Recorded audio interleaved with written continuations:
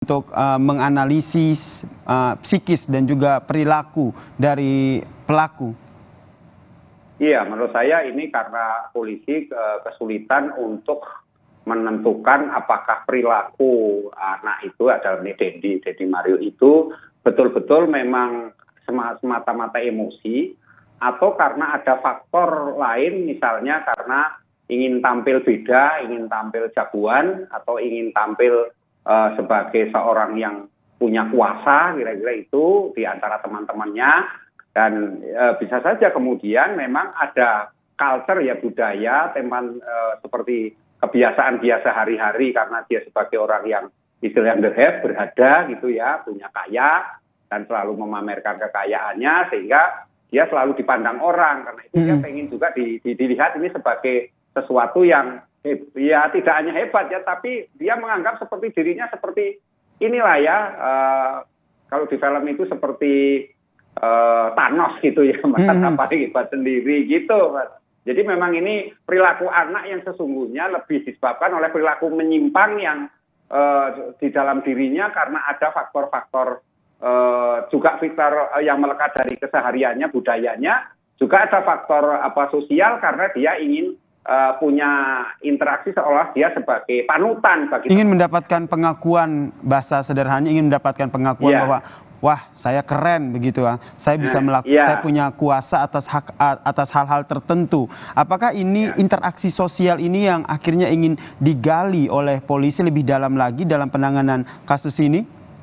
Iya, menurut saya karena interaksi sosial itu nanti setidaknya akan terungkap motifnya. Karena walaupun juga sisi hukumnya adalah motif itu menjadi sangat signifikan. Kenapa seseorang melakukan istilahnya pelanggaran hukum atau seseorang itu melakukan kekerasan gitu kepada temannya atau orang lain. Nah ini kan menurut saya memang kepolisian mau tidak mau harus kerja keras, di mana kemudian interaksi Dendi ini sehari-hari akan dilihat gitu. Selama ini dia berteman dengan siapa saja, kemudian ketika mereka di kampus juga dengan siapa, selama ini suka koko-koko dengan siapa, nongki-nongki dengan siapa, itu kan akan harus diungkap semua, sehingga itu membentuk watak, membentuk basic personality yang kemudian menjadi orang yang mudah temperamental gitu ya, artinya mudah tersinggung, mudah temperamen, kemudian juga mudah juga di dalamnya merasa bahwa gue ini anak orang kaya loh gitu. Maka dari itu akhirnya polisi akhirnya menggandeng pekerja sosial profesional ya yang telah tadi disampaikan oleh Kabid Humas Polda Metro Jaya. Nanti output rekomendasinya akan seperti apa ya? Ya, output rekomendasikan akan misalnya ada mapping sosial ya terhadap perilaku Dendi ini, sehingga akan diketahui kenapa dia melakukan kekerasan gitu. Karena biasanya perilaku kekerasan secara teoritis itu ada faktor yang sangat mendalam, dia itu kemudian mau melakukan, mungkin menyentuh perasaannya atau dia terbayang bagaimana rasanya orang yang disakiti, orang yang dicintai kok disakiti gitu, seperti itu. Jadi kemudian juga ada khayalan, andaikan saya bisa menolong atau saya bisa membalas sakit hatinya, kan saya akan menjadi orang yang ini terpandang, saya jadi tidak semata-mata hebat, tapi juga orang yang menjadi panutan, seperti itu, Mas. Ingin menjadi panutan ya.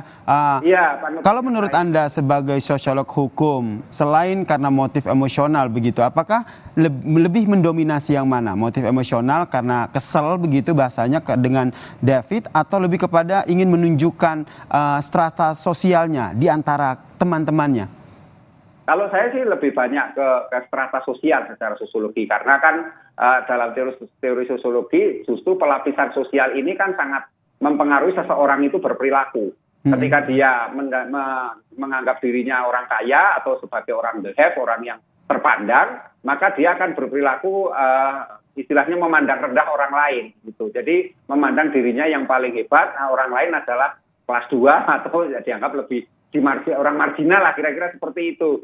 Yang kedua juga bisa saja dia beranggapan bahwa dengan mempertontonkan aksinya itu seolah-olah bahwa dia menjadi orang yang dipercaya oleh teman-temannya sebagai orang yang ini istilahnya penyelamat, pelindung. Nah sehingga inilah kemudian persoalannya menjadi tidak semata-mata hanya karena emosional. Jadi strata ini sangat pengaruh sangat besar. Biasanya orang-orang yang punya strata tinggi itu menganggap dirinya sebagai orang yang punya role ini ya, peran dan status yang bisa mempengaruhi pihak lain sebagai orang yang harus turut, harus taat, harus patuh kepada apa yang dia mauin gitu. Baik, nanti kita nantikan seperti apa pihak eksternal yang digandeng oleh polisi untuk mengusut kasus ini, dan semoga keadilan tetap ada ya untuk David yang hingga saat ini juga masih dalam keadaan kritis. Terima kasih sosiolog hukum dari Universitas Trisakti, Pak Trubus Radiansyah telah bergabung bersama kami di Kompas Malam. Salam sehat. Salam sehat, Mas.